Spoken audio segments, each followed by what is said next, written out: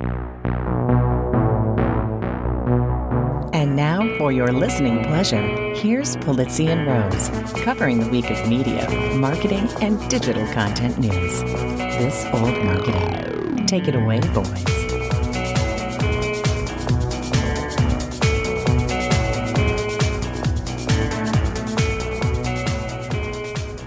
Hello, my friends. This is Robert Rose, and welcome to episode number 321 of This Old Marketing for Thursday, April 28th, 2022. And with me, as always, my good friend, my colleague, and a guy who's, well, definitely not going to leave Twitter now, Mr. Joe Polizzi. You're not leaving, are you? You're not going to leave Twitter? I'm not going to. No, I'm not going to leave Twitter. I don't care what Elon does. But did you see that? Okay, we're recording this Thursday. I think it was Wednesday or Tuesday. They saw like a 20% increase in Tumblr subs. Did you see this? It's a thing. There's a whole angle for stories right now about how right-wing celebrities are seeing a big boost in followers, and where left-wing are seeing a big decrease in followers. So the theory seems to be that the news of Elon controlling Twitter is basically inspiring a number of people to leave the platform, which I'm not a little suspicious of that. You think that it's just trumped up charges from the media? Well, I'm not sure it's because if you actually dig into the numbers, so let's say it's what I read was 200,000 people left. And so if you do the math, 200,000 is 0.04% of their total, sort of audience of 420 million, again, depending on whose numbers you believe. So that would be like if you had 100,000 subscribers, 47 of them left, right? So the numbers are low because if you dig in, like even if you look at the numbers that are there, it's like follower growth rose by like 0.01%, and subscriber loss was like by 0.02%. So you're saying it's basically a non-event. You get a swings both ways. To me, it's an event, but not a catastrophic event, right? I mean, I don't think it's indicative of a mass exodus for the doors, nor do I think it's a mass growth of I don't think the pendulum barely swung. Yeah, it did swing, and as you would think it might, right? I mean, there's no doubt that he was going to get some people to be inspired to follow. But it could be just as much bot activity as well. Yeah, you're right. The bots are just crazy. I was on recording Mitch Joel's podcast yesterday, and he was saying that Elon Musk is basically a godsend for Joe Rogan, because at the time a few weeks ago, before all this stuff happened, I mean, Mitch was saying that Joe Rogan was on the verge of being canceled. There was a rage against Joe Rogan, and then as Elon starts doing Elon things, you haven't heard anything anymore. Actually, you haven't heard much. That's right. About. I mean, unfortunately, people are talking about the war less too. I mean, it's almost like it's been all Elon all the time, and he must be in his glory because he loves this. He loves the attention. This is right up his alley for sure. Did you see the $1 billion out on both sides that they? Did you see this clause in the agreement? Basically, if Elon... I did not see this. Yeah, if Elon says anything disparaging about Twitter before the deal closes, which I think the deal is supposed to close in October, he owes... Like, the deal doesn't happen and he owes $1 billion. And then there's something, if Twitter does something, or Twitter backs out of the deal, Twitter owes Elon $1 billion. It's actually in there. You can go read it. It's nuts. That is... Yeah, but there were people out yesterday saying that Elon has already said disparaging things about Twitter's current policies And theoretically, Twitter could enact that and say, sorry, you owe me $1 billion. I'm off. I'm out. I'm done. We're done. Because you can't stop your tweeting. The little tweet that could. The little tweets that could. It's going to be very interesting to see what happens. I think, I made it the topic of my weekly letter this week for Content Marketing Institute. And I, the thing I said was, what's going to change? Not a lot, right? I mean, not in the short term, I don't think. I mean, I think, hopefully the only thing that really changes is that the circus ends and that the people who are at Twitter trying to do interesting things can start to do interesting things again and keep the platform going. And the long term, I just think, because if you looked at the deal, the way the package was done, it's pretty clear that when he said it wasn't about the money, it's not about the money, right? I mean, he just really, really wanted this company. And he leveraged himself to the hilt to get it. And the other reference that I make in the weekly letter is that it's, it reminds me very much of Victor Kiam back in the 70s, right? When he, bought Remington Shaver and he was like, I liked the product so much, I bought the company. And people forget that was a leveraged buyout too. And one of the first leveraged buyouts, actually, and he actually turned that company around in the first year from losing $30 million a year to actually profitability. So, but this is totally different, right? Because Elon doesn't seem to really care whether or not the thing makes money or not. But at the same time, he really has to, because if this thing goes, if Tesla stock goes down, Morgan Stanley, the other part of the deal that I did see is that Morgan Stanley has like a lot of leverage power here to say, you're going to have to start selling Tesla stock if it goes down to a certain point because it has to be leveraged at a certain percentage. Well, yeah, I mean, I think it was the day after this was announced that Tesla stock did go down 12%. And what? If I was a Tesla shareholder, I don't own Tesla stock, but if I did, I would be concerned because this is just another distraction. I mean, I want Elon focused on Tesla, on all the things thing. That they're in. But you know what? To Elon's defense, Elon has the Boring Company, has Tesla, is in 1,000 other things. So maybe the guy just excels on always being distracted and not being focused on any one thing. I don't know. It could be true. Well, even as we speak, I believe today is the day as we record this, probably live as we record this, we could check it in real time that Twitter is announcing their quarterly earnings, which are expected to be bad, but it depends on how much they swing and miss, I suppose, to see how that might affect this deal too. Yeah, I don't know if they come out after the close or what the case is. I think they're supposed to come up. They're supposed to come out before the open today. Earnings call, results available. There you go. Yeah, it looks like they beat on EPS, missed on revenue. Which would be baked into the price anyway. Yeah. So it doesn't look like the stock's not doing anything. It's not gonna, so it's right. Everything. So it's not going to. So basically that's baked into what was going on. It says Twitter misses revenue. Change anything. So Barron's came out here with an article that says Twitter misses revenue estimates. It will no longer be providing guidance. Duh. That's right.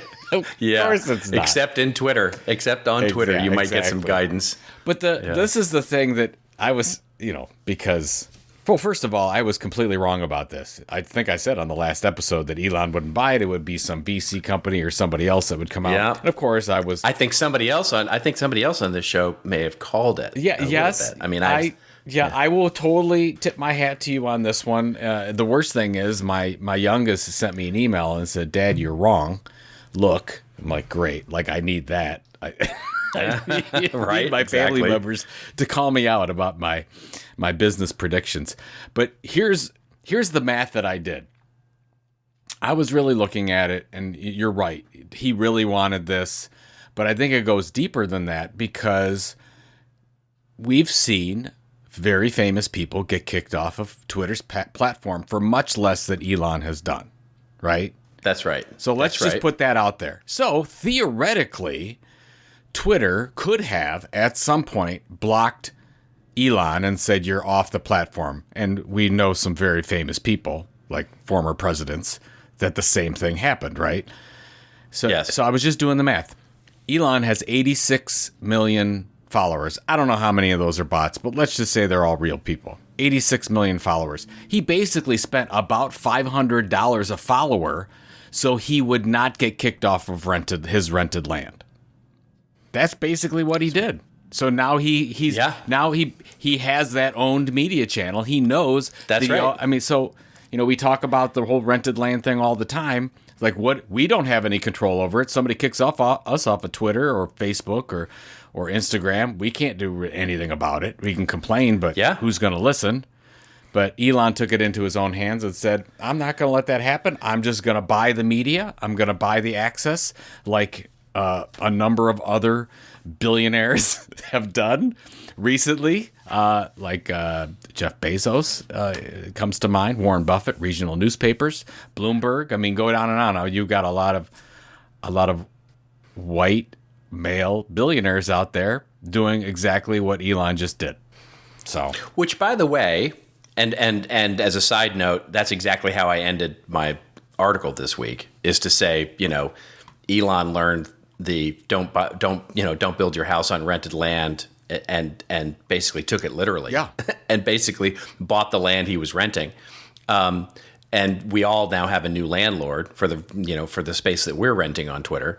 But let's also not forget that, it puffs out our own chest. So I'll say it with a level of humble brag, let's put it that way, that you and I talked about this many years ago when Bezos bought the Washington Post. We said, this is the first of many of these, right? Yeah.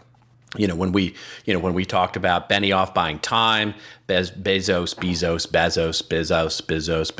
basically Lex Luthor, bought Washington Post. We said, this is the first in many of these that are going to happen. And by the way, folks, this isn't the last one. This isn't the last one that's going to happen. There will be more of these in the future, especially as we start seeing streaming media consolidate and social media consolidate. There's going to be, this is only not the beginning. I would say this is probably the middle, but we're going to see more of this too. I would agree with that. And I would also say it's not just because it makes business sense for them to do this. It's just because of the extreme wealth and wealth gaps that we're seeing that make this possible. That's right. I mean, the fact that Elon, as of 3 days ago or 4 days ago, is worth almost $300 billion and could, buy all the Olive Gardens he would want to buy with that, that's crazy.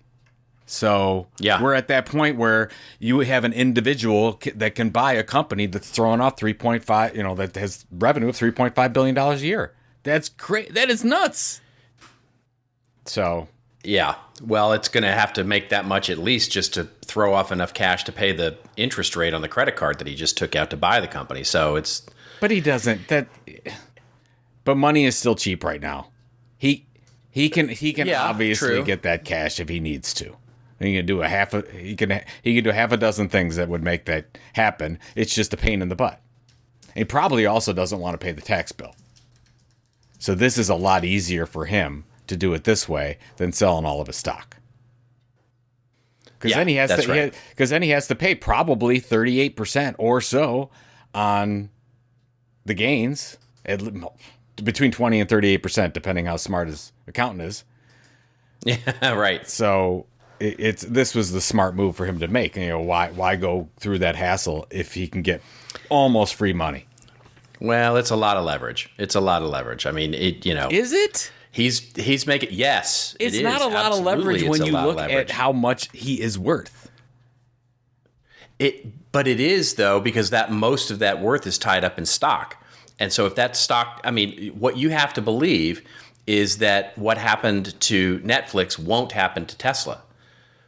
Netflix threw off, I don't know, $40 or $50 billion in value over the last 6 months.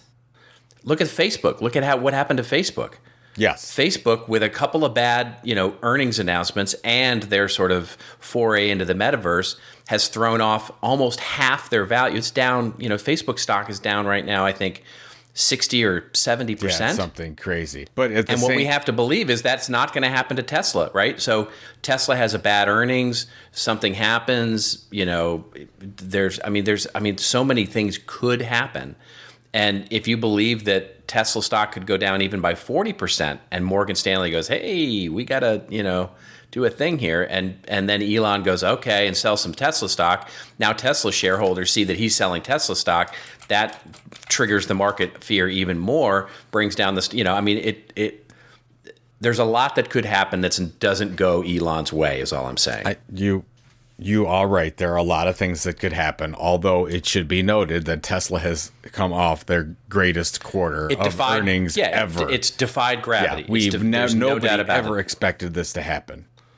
A $60 billion revenue company, and the I don't know if you saw the tweets go by, but they were talking about all the electric vehicle tweets during the Super Bowl, and how the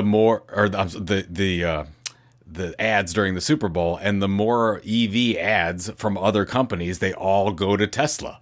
Because Tesla's the number one. Right. They're not, those ads don't sell the specific EV car. They're selling EV. And then you go to the number one player, and, of course, Elon Musk loves to go out there and say, we've never spent $1 on sales and marketing, which, by the way, is not. Yeah, that is the benefit of creating truly a content brand, right? A media brand. It's the equivalent of saying inbound marketing these days. When you say inbound marketing, there is only one company that comes to mind. And so they are benefiting from that, no doubt. They are benefiting from that. We will see. We will see. It will be interesting for sure. My article concludes, by the way, by saying basically the one thing we know for sure is that the range of opportunities and potential disasters for Twitter just opened up in a huge way, right? So we don't know. Nobody knows. None of these changes are probably going to happen until October, anyways, because that's when it's not going to close until then. That's when the shareholder meeting happens, and people will vote on it. So just everyone hold their horses. This is just it's nice, nice to talk about all these rumors, but there's nothing happening right now. But. Well, speaking of talking about rumors, we should probably talk about our show that we have, because again we didn't talk about the NFL, and the draft is tonight. By the way, you've got to be excited. I'm not. I'm marginally excited. I'm going to pay attention, but there's not that much to pay attention to. It's a weird class this year, and there's not a lot of superstars, that's for sure. What pick do you have? We're 24. We're 24, Cowboys? But everybody seems to think that the Cowboys are going to try and trade up and get into the top 10 or top 14 at least. Well, we have no draft picks. We have sent them all away. We actually reenacted the movie Draft Day, where we gave up all the draft picks. That's right. That happened, except we didn't get them back. Like Kevin Costner got them back in the movie Draft Day. It just didn't happen. Yeah. They're gone, and they're never coming back. So that's so for the first time in a long time, the Browns have not even an early pick. No picks. There we go. Well, you got to figure out what you're doing with your quarterback. But other than that, let's move on and let's talk about our show. We've had a fun show here. This is sort of the zig and zag, or the two sides of Zen. We're going to talk a lot about ad models versus subscription models in this show, because it seems like with earnings seasons upon us, there's a lot of tension in terms of which models are the right way to go here. We're going to talk about how ads seem to be growing, except where they're not growing. We'll talk about subscriptions and how subscription services aren't dead just yet, even despite Netflix's fail, because there's other things that are doing much, much better with subscription models. And then we'll talk about a beauty company who is figuring out a new way to monetize crypto as a stock purchase, which is really interesting.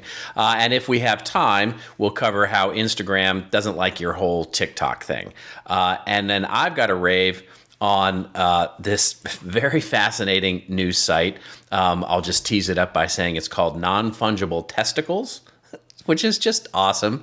And that hopefully keeps you going till the end of the show. And you, Joe, your rant or rave. Well, we just lost half the listeners just when you mentioned that. I know. Yeah, I'm going to. It's so good. I'm going to talk a little bit about my exploration into the Be Real app that I downloaded. I don't know if I told you that I downloaded the app. Oh no, I can't wait to hear that. I almost did that. Oh yeah, I'm gonna talk all about it. I like it. Oh, that's good for you. Yes, good for you. Good. Not really, but we'll talk about it. Oh, I can't wait. Oh, I can't wait to hear. All right. Well, let's get to our first story here, which is the ad market, which seems to be growing except where it isn't. We're going to link to two stories here in the show notes. The first story comes to us courtesy of Search Engine Land, where it's talking about Google and Microsoft reporting strong search ad revenue growth. And the article opens up by saying search advertising revenue grew in the most recent quarter for both Google and Microsoft, which of course is Google and Bing for those keeping score at home. Last night, Alphabet released its quarter 1 22 report, and Microsoft released its Q3 earnings report. Strong year-on-year growth for Google. Overall, Alphabet reported revenue $68 billion, up from $55 billion in Q1. That's huge growth, by the way. Zooming in on Google Search, which accounted for 58%, that's an important number to remember, of Alphabet's revenues, and on and on. Basically, then it goes on to talk about how Microsoft had similar kinds of growth for Bing, strong year-on-year growth for them as well.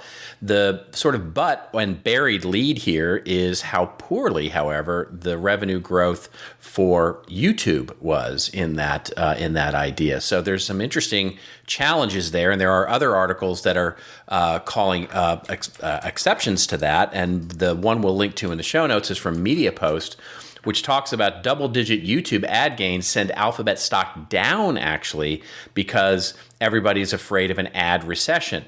So the article opens up by saying, when is a 14% increase in quarterly ad spending a bad thing? When it's for YouTube, says the article. It was a healthy double-digit increase, but it was a deceleration from its 24% growth that YouTube had seen in the fourth quarter of 2021.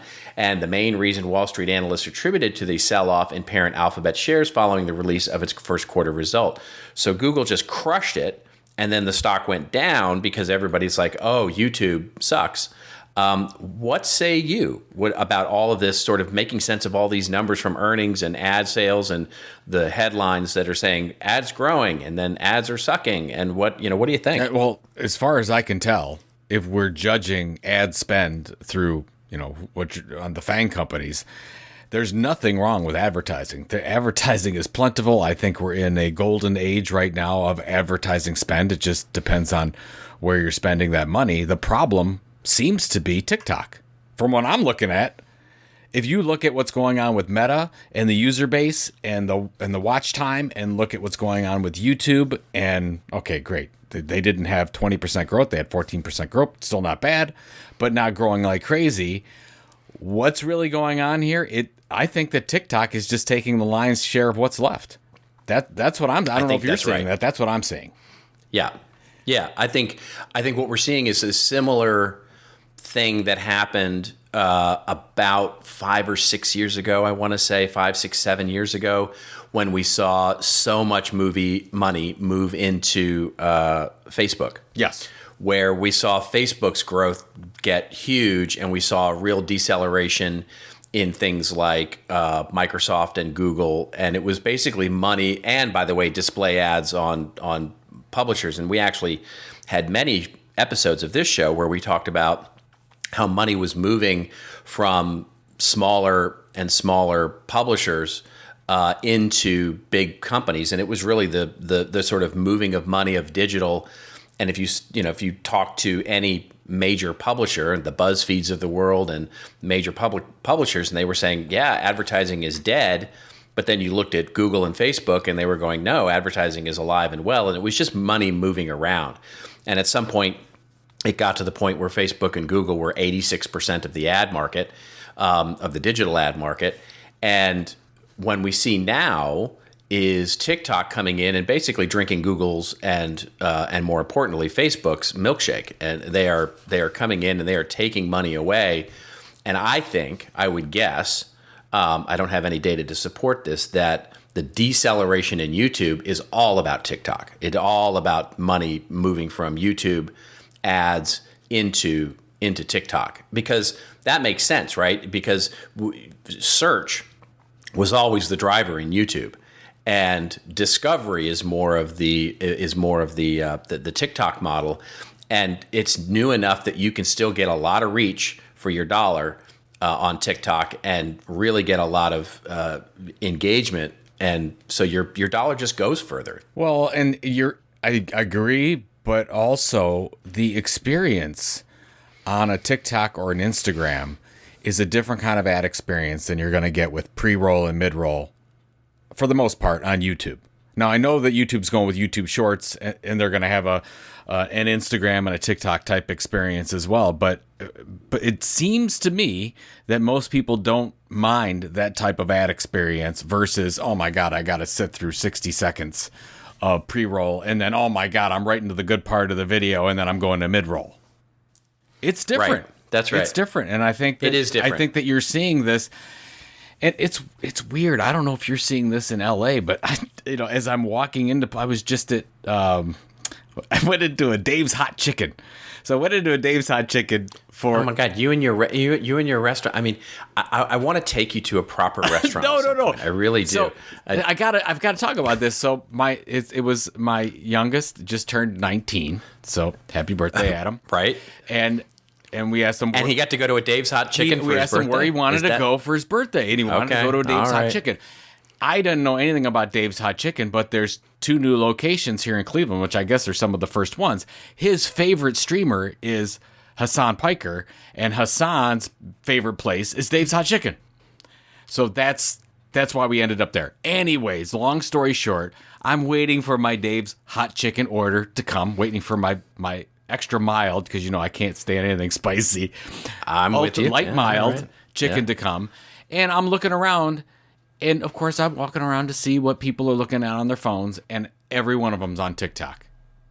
And I'm not even exaggerating. Oh, that's interesting. They are all on TikTok. And, by the way, they're kids, they're older adults, they're men, they're women, everybody. Yeah. Oh, my wife is all in on the TikTok. I can hear it from my office, right? When she's in the other room having her lunch or having her breakfast, I can hear that computer voice that always comes out with on the TikTok videos and all that stuff, and that song.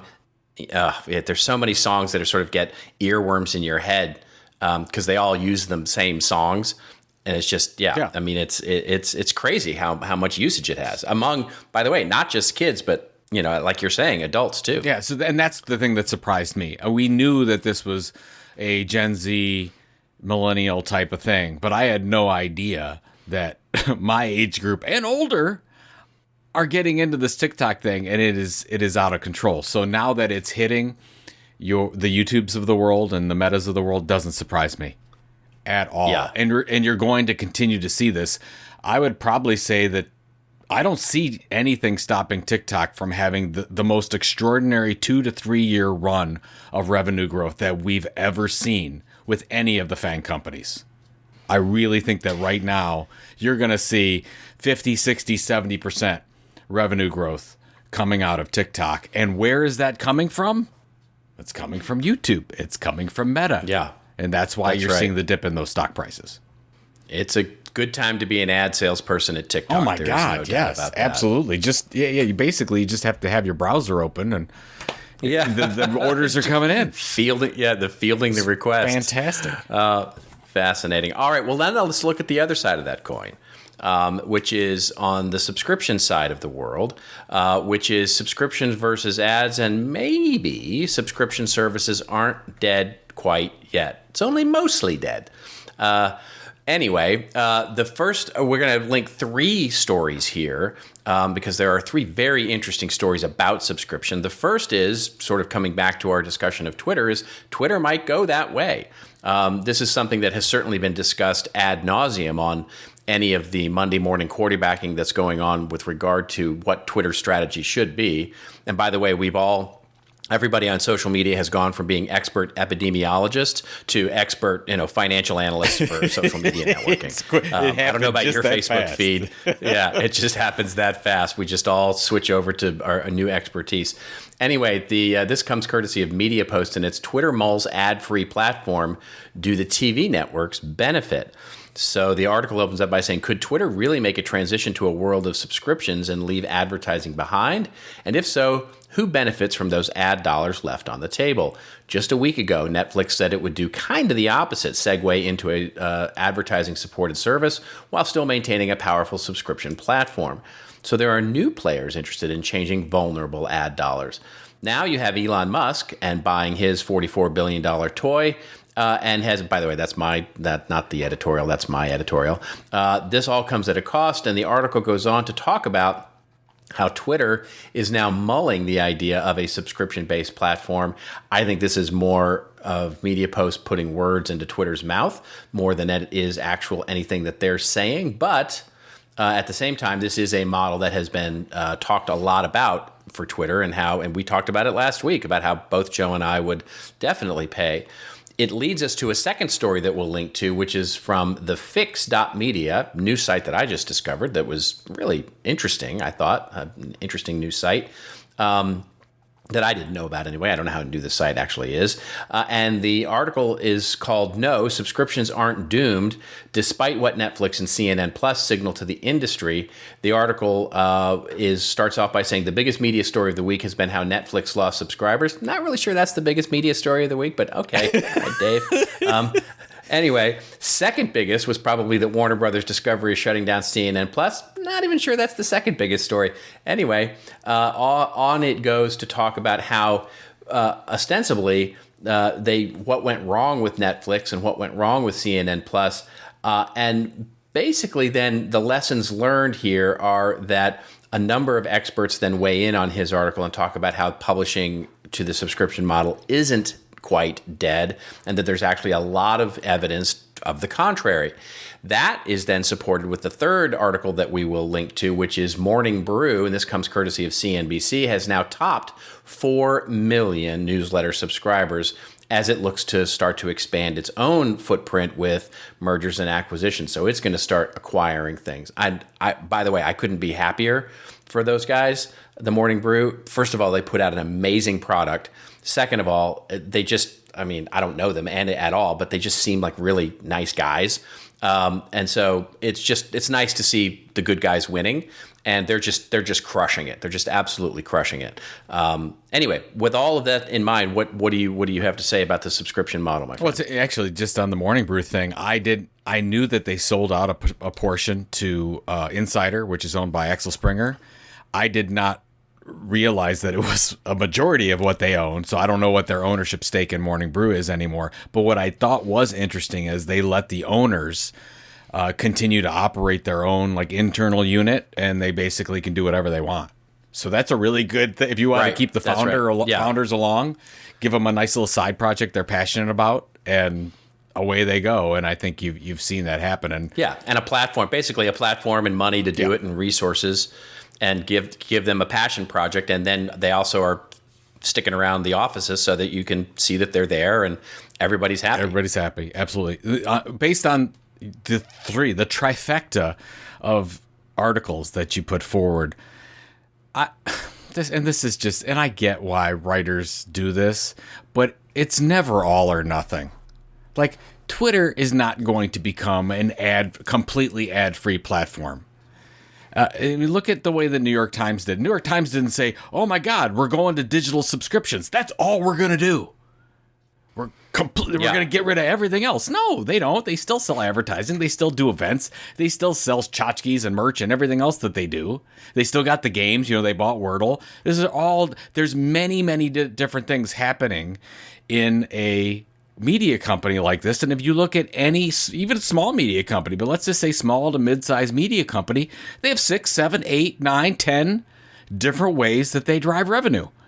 So if you are Twitter, if you are Netflix, so Netflix is making that move right now, correct? So they went, okay, we're just paid, subscription only. Now we're going to ad. Now they already do licensing. They already do a ton of other things. They've got merch. So they are doing what every smart media company has done since the dawn of time. They are diversifying their revenue streams. The Morning Brew article is a great one. How did Morning Brew start? Free subs, 100% advertising. Well, now they're getting into paid training. Now they're getting into paid subscriptions. Now they're getting into, they've been doing into the merchandise thing. They're launching all sorts of network ideas. They've got the podcast. So they've been diversifying. They're doing this. So back to your whole thing it's just never all or nothing.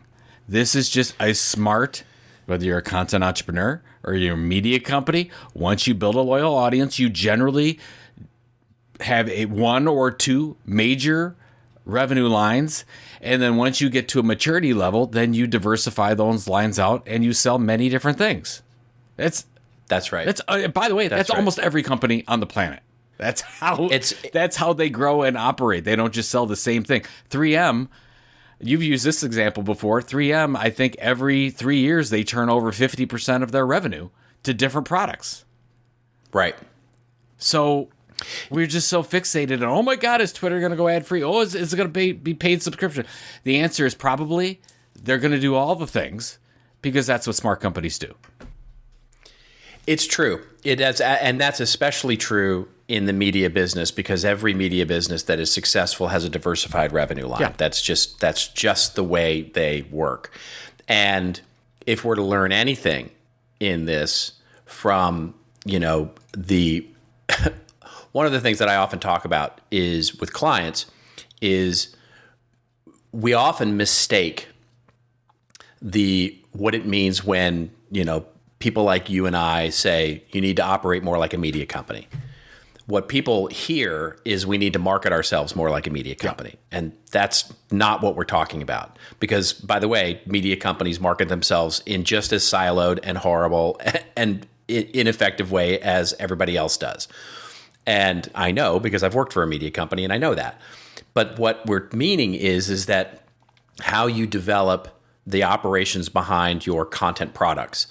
That's what we mean by operating like a media company. Because when we think about content marketing, diversifying the value that we're creating is thinking like a media company and how we're actually going to, everything from reaching potential customers to reaching those who would subscribe to our content to monetizing through partnerships, through can we save money by actually generating some revenue with our content. That's what this means. That's what all of this means because every successful media company at some point diversifies. Even the feature film studios, right? If you look at feature film studios, they're not only counting on box office, but they, what do? They release it in the theaters, which is, you have to access the content via a ticket price. Then after a certain window, it goes to licensing out to the cable and the airlines and everywhere else. Then it goes where? It goes to broadcast TV where they monetize it through licensing for advertising. And so all of those models are in play for just about every successful media company out there. And just to your point, the only question is what order you do it in. One can argue that Netflix moving from subscription to advertising is a bigger lift than the other way around, because we've talked about other streaming services like a Hulu or a Peacock that have started with ad-based models and then added in the subscription, like taking away the ads. Maybe not as much of a heavy lift. But it's interesting because all of those things point to, and New York Times is a great example of this, finding the different ways that you create product with your audience. And they're doing, New York Times is now in just about every business you can think of, from selling hard products like coffee mugs and t-shirts and everything with their brand on it, to consulting and agency services, to media, to subscriptions, to paying for access to interactive games. All of those things are it's just a diversified revenue stream. And the one that makes the headlines, of course, is subscription, because that's the transition from their pure-based advertising model on the newspaper side. But as you point out, even that was a transition that took them 3 or 4 years. They didn't throw the baby out with the bathwater. They basically transitioned over time. I think that people do not consider the amount of time it takes to become successful with this thing. And just take a second. We'll put the Morning Brew link. It's from CNBC in the show notes. But they started as a PDF e-newsletter in 2016. Yeah. So it's taking them. Yeah. So, okay, great. They're at 4 million subscribers now. 1 million of those just came in the last year. They pretty much had 3 to 4 years in obscurity, just trying to make it. Yeah. By the way, that's just about every other individual or group that tries to do something like this and build a content brand.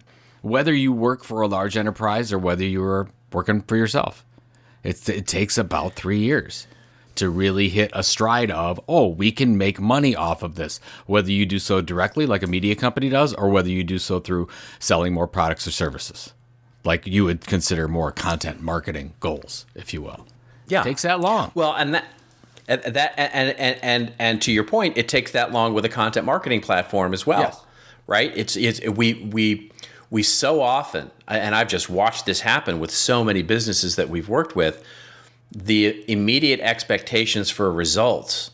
We still have this sort of classic marketing expectation that, we launched the blog on day 1, and then day 2, people are going, well, where are the leads? And it's like, no, that's not the way any of this works. You have to find and build the audience for you to start drawing.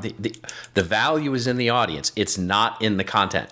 And so the key is, how do you actually build that audience over time? Because the more time you can spend building your audience and engaging your audience deeply so that they care about what it is you're doing, the more opportunities you have to monetize them. The only reason that Netflix has a shot at an ad-based model is because they've proven themselves worthy of creating content that people care about. And that's, and again, that may or may not be a heavier lift than subscription. We'll see. But the only reason that anybody has any ability to multiply their revenue models in any sort of media setting is because you first create value with an audience that wants to stick around. That's it. Yeah. And so it just takes time to do that. Like any product, it takes time to do that. Well, it should also be noted, we've been talking about CNN Plus and CNN Minus and that whole debacle, but we should realize that that's probably the rule and not the exception when you look at a content marketing case study. When you want to look at, when somebody asks you or I, why did this content marketing program fail? It's generally because it didn't get the right amount of internal buy-in and somebody killed the project before it garnered results. Right. What was that one? Sugar String or something from Verizon. Remember that, like 5 years ago? Yep. It lasted like 30 days, and the media got a hold of it. Oh my God, Verizon's content marketing effort failed. Well, it didn't even get started because it didn't get the right internal buy-in. So that's why you have to realize that this is not advertising necessarily where you can say, we're going to go do direct marketing advertising and we know the percentage that we need to hit to get people to change their behavior or buy this thing or whatever. To your point, you're building trust and responsibility to become this leading informational expert, and it takes a long time to do that.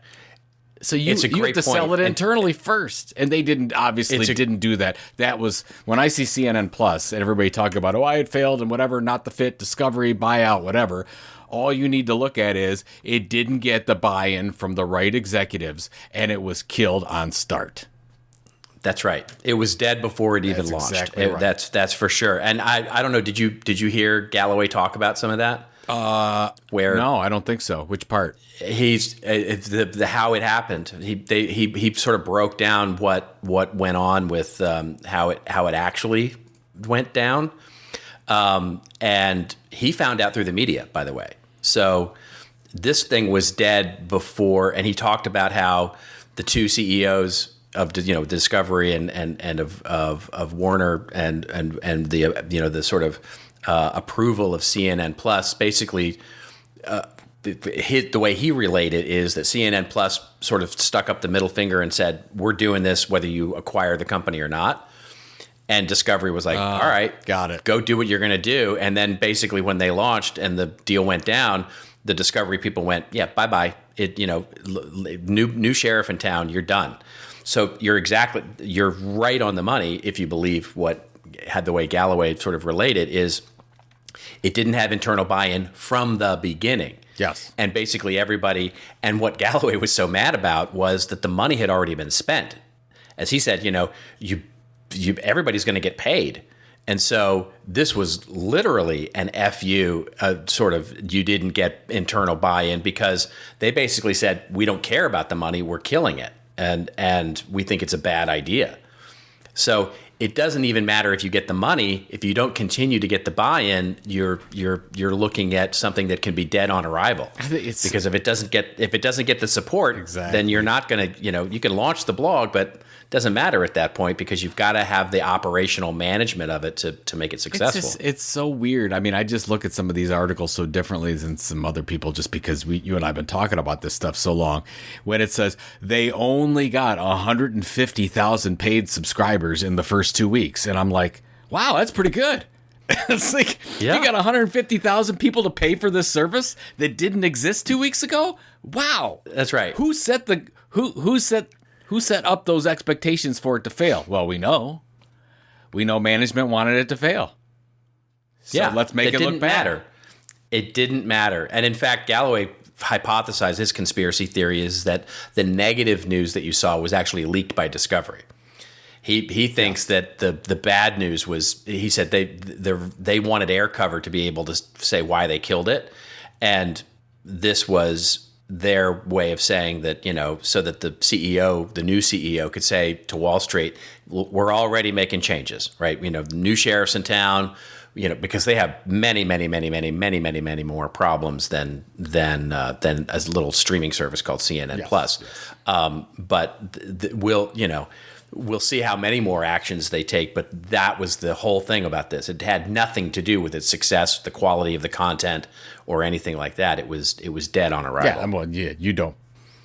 You had no results. You had literally no results at the time that they let it go. So what do you know? That's right. That's right. Yeah. That's absolutely yes. right. All right. How are we on time? Because I'm recording in a new way, and I don't have the actual time here stamped like I normally do. We can do the quick. You want to do the quick overview on the beauty company? I do want to do that. And then we can do our rants and raves. Fantastic. So this story is coming to us courtesy of Wall Street Journal, and it is absolutely a fascinating one, folks. The headline is that beauty company Oddity to offer crypto token tied to IPO. Oddity Tech Limited, a New York-based online beauty care retailer, is going to offer investors a new kind of security that combines traditional equities with the digital infrastructure behind cryptocurrencies. Oddity, which sells products through its Il Maquillage and Spoiled Child brands, I'm kind of proud of myself for attempting that pronunciation, is offering a so-called security token. The token converts into a share of stock in an eventual initial public offering at a 20% discount to the IPO price. Proceeds will be used for general corporate purposes, the company said. Unlike other tokens, though, Oddity tokens won't be tradable after they are issued. The company said a condition that will be programmed into the contracts governing them. That means investors would have to wait for the IPO to sell and realize any profit. Security tokens are assets that are created and traded in the same way as Bitcoin and cryptocurrencies in that they exist wholly on digital platforms. The difference is that they are offered as regulated assets and can have specific characteristics programmed into them, such as equity ownership or profit sharing. The assets have similar characteristics to stocks and bonds. So the article goes on to sort of explain more about this and when it's all going to go down. It's basically open until May 11th for anybody who wants to go try this out. It's very similar to the idea of ICOs, initial coin offerings, which were back in the 2016, 2017 timeframe. And I remember those from the startup sort of ideas. So Is this anything new, Joe? Is this revolutionary? Is this something that's really, changing the way that NFTs are done? Or what's your take on this? It's an iteration of something that's already being done. Obviously, you have to be, if I'm reading this correctly, Robert, you have to be an accredited investor, which means you have to probably have at least $1 million in holdings. This is not open to everyone. So this is almost like doing a little private stock offering, or doing a percentage of lend, and that you can't get your money back until certain things happen. It's cute, right? They're doing it with a token. They're calling it it's on the blockchain, but I don't see a lot of things differently than if you were going to do something for private investors and just send out a note. But you have this representation of the token. Great. I mean, the reason why you have to do this too is you can't do it as an NFT. This is from my knowledge, and I'm not a legal expert by any means, but if let's say you release 1,000 NFTs and you say, oh, we're going to do profit sharing from our company through this, you can't do that. That's an SEC violation. So right, that's right. You can't say, oh, I'm going to release all these and as NFTs and everyone gets a percentage of ownership. You can't do that. That's SEC violations. You can't do that. But you can do this because they're setting it up exactly of what it says Regulation D guidelines from the SEC. Because it also accredited investors. That's the one thing is great about cryptocurrencies in general, is you don't have to be a millionaire or billionaire to get some of these opportunities. But this one looks no different than anything else because you still have to be a millionaire to get this thing. Might as well do it. Yes. Might as well not have done it as crypto. But whatever. It's a stunt. Like we've talked about before with some of the NFTs, which are more in name than they are in actual function, which is, they could have done this. They could have done this without the stock idea and sort of raised money through NFTs, like so many restaurants and other, retailers are doing, by saying, hey, listen, you get an NFT and you get a ticket to this thing, or you get a special table, or you get your name over the table, or you buy, whatever it is. I'm getting hit up, by the way, on these. It seems like every single day somebody's got a new investment opportunity for me on NFTs, and a golf course, and get a hole named after you, and good Lord, and so. So which silly. hole would you be, Robert? That's what everybody wants to know. That's the, I'm just going to let that sit there. I'm just going to let that sit there. And no, you're right. I mean, so this is, we don't even know. We've talked about this before. We don't know where NFTs are going. This is in full experimental stage. A lot of people are doing a lot of cool things. Like we talked about with our CEX Never Ending. I applaud them for the marketing effort. Yeah, I applaud them for the marketing effort. That's exactly what this is. Yeah. Because like with a lot of the NFTs that are out there right now, you could do them as paid membership programs, but you're doing it. That there is some owner. I do believe in the ownership aspect. I do believe in the resellability. I do believe in the control, the peer-to-peer. Those are all additional things that are not there when you do like a membership model. So there are some new things to it. But is it revolutionary? Maybe not yet. We're getting there. We're iterating. Well, I mean, you're sitting in the pitch meeting for this thing, and somebody goes, hey, you guys want to newsjack the Wall Street Journal? I got a way to do this. This whole angel seed round that we're going out for, this investment thing, where we're going out and getting investment and doing things right by the SEC and all that stuff. Let's throw an NFT angle to this thing and a token, and we're gonna get. I'll guarantee you an article in the Wall Street Journal. And everybody went, oh my gosh, that's fantastic. So some PR person and marketing person definitely made their salary this month, because it's a great, wonderful publicity article for Oddity Tech. Absolutely, yes. So we'll see where it goes, but marketing is marketing. Yeah. That should be the name of this show. That should be the name. That's the name of this episode right there. You just nailed it. Marketing is marketing. What can you define marketing, Mr. Rose? Marketing. It's mostly about marketing. Mostly. Sometimes it's not, but when it is, it's mostly about marketing. It is. That's just the most profound thing that you could ever say. That's what it'll be your tweetable moment, folks. All right, there we go. Let's get now quickly to our most favorite part of the actual show, or the empirically proven audience favorite part of the show, which is our rants and raves section, where Joe and I go off on a little bit of a rant or a little bit of a rave that makes us feel like Elon, or somebody that makes us feel. You know who's got to be feeling bad about this whole thing? Are all of these startup right-wing social networks, like, Getter and Truth Social, and because all of their thunders just got stolen, right? I mean, it's just like, because that growth, by the way, in all of the right-wing side on Twitter is immediately sucking all the wind out of all those sort of right-wing, I would have to agree with you. I would imagine that if you looked at Parler, and Truth is not even, we can't even talk about Truth anymore. We knew that Truth wasn't even going to happen. Trump came out and basically said, "I'm not going on. I'm not going on the Twitter anymore. I'm going to stick with my own, the one that I'm basically my company." The fact that he actually had to say that was pretty funny. But but then you look and he's tweeted truthed. I guess you would call that. I don't know how you verb it, but he's actually posted on Truth Social one whole time. So it's those things that you talk about DOA. I mean, those things are DOA. Yeah, exactly. So, all right, what do you got? You got something? I got. Yeah, I do. I have a very fun one. This is a rave for sure. It is. So you're familiar with Movember, the charity? Yes. Mm-hmm. So Movember, for those of you who don't know, is a charity, nonprofit organization. They focus on men's health primarily, and they do everything from testicular cancer to mental health to suicide prevention, prostate cancer. They have the whole thing, shave your mustache, Movember, and all of that. Fantastic organization that does a really lot of fun, interesting things for men's health. They have partnered with a artist group, streetwear lifestyle brand group, and called Mashika. I think it's the pronunciation, Mashika, New York City. They're sort of a design house more than anything else. They have created this fun NFT-based game called Non-Fungible Testicles. It's just so fun. Non-FungibleTesticles.io is the URL if you want to go check it out.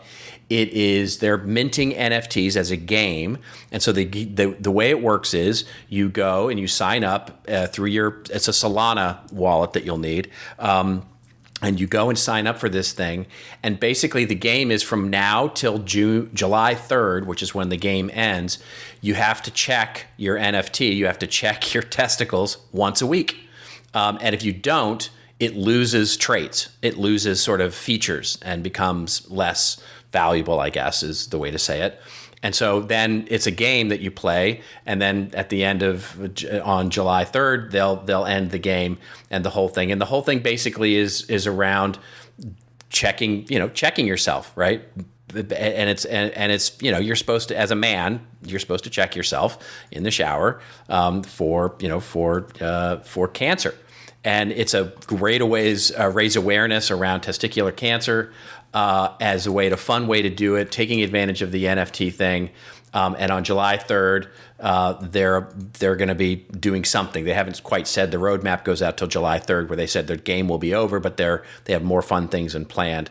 So it's just, I signed up for it. I thought it was lovely, a wonderful thing. I thought it was really interesting, and I thought I'd mention it here because it's just it's a fun thing, taking advantage of a real hype that's going on in the market right now. I was wondering what the project would be to get you all in on NFTs, and now we found it. Not all. Well, yeah. I don't know that I'm all in, but this is an application I can get behind. Yes. Right? This is an application for fun that I can get behind. Yeah. I'm at the site right now. It looks very fun. And the way that they've designed it in a nutshell. Yeah, right. Exactly. Right. You're going to have a ball. There's so many dumb puns that they've got there. It's just great. Exactly. Well, that wonderful example. So, as I told you in the beginning of the show, I wanted to check out that app Be Real. We covered it, I think it was 2 episodes ago. We talked about the app Be Real. It was, it was one of the fastest growing apps in the first quarter. They had 2 million app downloads in March. And for those of you that don't remember that episode or you're a new listener, basically here's how it works. You set up your account, Be Real, and then you go ahead and find your friends. And when you go ahead and you get your friends, you get all set up. Once a day at random, the Be Real app pings you. Now, you have no idea when it's going to happen. And then you have 2 minutes basically to take a picture of you and your environment. And then you post about it. And it's supposed to be, hey, this is where I'm at. I'm not all, I'm not on the beach. I'm not staging this. This is Be Real. Get it? It's like, I'm really here. This is my thing. And you and I were both like, yeah, that's a pretty good idea, right? So we're like, oh, we're into it. This is something. Yeah. So I'm like, okay, I want to give it a shot. I like the idea. It's definitely different. Although you and I both did question, like, what if somebody is in school or crossing the street? Like, sure. Yeah, exactly. Loose. But anyways, so, okay, as the marketing person that I'm supposed to be, I go ahead and I download the app to see what's what. I sign up. It goes through my contacts so I can see who else is using the app. Because, by the way, you can't. It only goes to people you know and you connect with. It's not like a Twitter where it goes out to everyone. And it's not a broadcast. No, it's not broadcast. Okay, it just goes to your friends. So it's like really, really like personal social media stuff. So it goes and checks my contacts, and guess what happens? I know one person. I literally have like 5,000 contacts. And I know one person that's using this app. And by the way, it was the daughter of one of my friends. Yeah, there you go. So, yeah, it's for the kids. Yeah, exactly. Definitely for the kids. So a couple things happened there. I felt really old, and then I deleted the app. So that was my... Oh, you said you didn't even... I didn't even try it? No, what am I going to do? You didn't even try it. Am I going to say, yeah, yo, here I am, making a podcast with Robert Rose, but I'm broadcasting it to nobody? What? Well, it's not about the number of followers, Joe. It's about the quality of those followers. Okay, what do you call social media that is only going to yourself?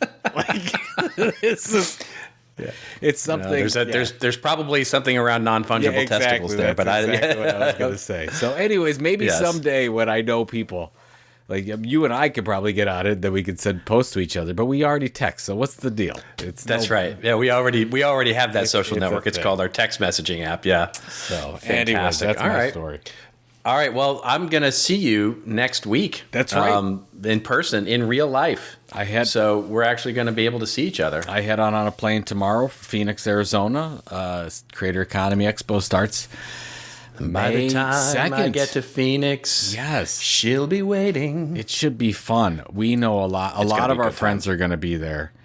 It'll be a little bit of a reunion. We've got a lot of amazing smart. You know what surprised me, Robert? We got a lot of people coming from Europe, and we got one person coming from Australia. I didn't expect any internationals this year, with considering everything, but here we are, and it's going to be an event. I think the Europeans are. I think the Europeans are way more ready to travel internationally than we are. That's my experience, anyway. Yeah, you're probably right, and they. Especially depending on which country you're coming from, because they're like, we're done with it. It's over. Yeah. Well, and they, their vaccination rates are in the high 80s, low 90%, where we're still at 60 or 70 or something. And I was saying, I was talking to Mitch Joel yesterday. He's in Montreal, and he said their vaccination rate is like 95%. It's crazy. Well, the UK is similar. Yeah, the UK is similar. Yeah. So I'm looking forward to seeing you, and it's going to be great. And you're doing an awesome presentation too. So I'm doing a fun presentation. In fact, it'll be it will be reminiscent of some of the things that we talked about today. I'm going to be talking about knowing your audience and why that's an important thing for content entrepreneurs to do, and a process by which to do it. So hopefully it'll be a lot of fun, and I talk a lot about Netflix and pop culture in it. So lots to learn, and I'm looking forward to being in Phoenix, and I'm looking forward to the Rally Day. So we get the Rally Creator Day. Yeah, that's on Monday. So Rally coin creators will be there, and then I'd already told you that I was going to buy you a drink. I'm buying lots of people drinks, but specifically, you're going to need to buy me more than one. You a drink. Hopefully they have some top shelf tequila, so it'll cost me $700. That's right. That's exactly right. That's exactly. Just get your wallet ready. There you go. Get your wallet ready. All right, ladies and gentlemen, that is it. First of all, huge thanks to our show contributors this week. Mark Beeple. Did I pronounce his name right? Beppel. Did I pronounce Beppel. Mark's name Yep. right? Beppel? Like Pepple? Yep. Like Pebble. Yep. Like Mark Beppel. Beppel. He's at Mark Beppel, Boepple on Twitter, so go follow Mark. Heath Dingwell, who seems like every single week he contributes something, so thank you so much for that, Heath, at Heath Dingwell on the Twitter.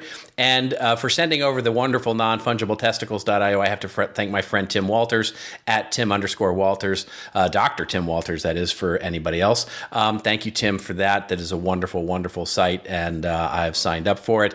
And for the rest of you, we are signing off.